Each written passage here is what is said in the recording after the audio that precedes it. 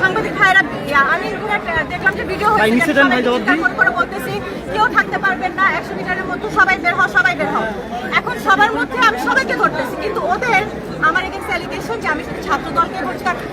আমাদের electric device নেওয়া নিষেধ, বাট কাগজ নেওয়া কি নিষেধ না। আমাদের কাগজ আমরা ভোটও চাই নাই। এখানে আমাদের যার মন চাই সে ভোট দিবে, যার মন চাই দিবে। কিন্তু প্রথম থেকেই এখানে মোনালি ম্যাম আর সরকার যারা আছে প্রথম থেকে আমাদের এটা মেয়েদের হাত থেকে ফেলে দিছে, ভিতরে নেওয়ার জন্য দেয় নাই, ফেলে দিছে। আবার বলে কি যে তুমি ছাত্র দল না, নিয়ে আসো তোমার কোন ভাইরে নিয়ে আসবা, দেখি কি করে। আমাকে এই থ্রেটটা দিছে ম্যাম, বলছে তুমি ছাত্র দল না, যাও। আচ্ছা, একটা বিষয় হচ্ছে ম্যাম আমি একটা প্রক্টরিয়াল স্যারের কেবল মাত্র একটা প্রক্টরিয়াল স্যারের সাথে কথা বলছি, উনি আমাকে বলেছেন স্যার পুরো তো প্রচারণা কোথায় করলে ঝামেলা, ঘেটে পারে করলে কি কোনো ঝামেলা আছে? স্যার আমাকে কেবল বলছেন না ঘেটে পারে তুমি করতে পারবা, যদি আমি ঘেটে পারে করতে পারি, যদি স্যার বলে থাকে তার প্রক্টরিয়াল দেখছেন। আমরা আমাদের যে প্যানেল সর্বোচ্চ সহযোগিতা করছি ভোটাররা যেন উপস্থিত হয় এবং সহজে স্বাচ্ছন্দ্যে তারা ভোটাধিকার প্রয়োগ করতে পারে। আমরা সকাল থেকে দেখলাম বিভিন্ন কেন্দ্রে কিন্তু সকলেই এই যে এরকম একটি কাগজ দিচ্ছে শিক্ষার্থীদের। একজন শিক্ষার্থী তো 200 ইংরেজি ওয়ার্ড মুখস্থ করতে 6 মাস লাগে, সেখানে 13 দিনে তো 1293 জন প্রার্থীর নাম মুখস্থ করা হয় সম্ভব।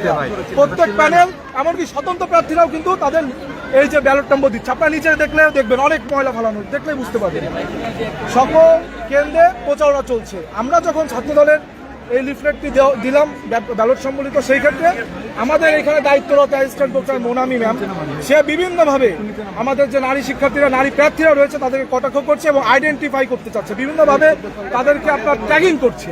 কিন্তু আপনার যারা স্বতন্ত্র প্রার্থী বা শিবির তারা যখন দিচ্ছে তাদের কোনো রকম কিন্তু প্রতিবাদ বা বাধা নেই।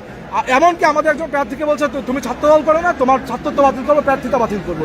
এই জন্য আমরা প্রতিবাদ জানাতে গেছি। তখন ম্যাম বলে যে ছাত্রদল সব থেকে বেশি লিফলেট দিয়েছে, অন্য তো কম দিয়েছে। কেউ কম দিক বা বেশি দিক, যদি নিয়মে থাকে আপনি দিতে দেবেন, নিয়মে না থাকলে আপনি কাউকে দিতে দেবেন না। কিন্তু আপনি প্রথমে দিতে দিলেন না আমাদেরকে, আপনার ভোটে 6 ঘন্টা পার হয়ে গেল, এরপর আপনার দিলে এখন আপনি বাধা দিচ্ছেন বা এখন বলছেন তাহলে এখন সবাই দাও। এর মানে কি? নির্বাচন এক নিয়মে চলবে, এক সময় এক নিয়ম আমাদের তো নির্বাচনকে প্রভাবিত করবে। এই জন্য আমরা প্রতিবাদ করেছি, আর কিছুই না। এবং উনাকে আমরা প্রশাসনিক কর্মকর্তা হিসেবে উনাকে আহ্বান জানিয়েছি, নিরপেক্ষতা পালন করুন, পক্ষপাত দুষ্ট আচরণ যদি করতে মন চায় পদত্যাগ করুন।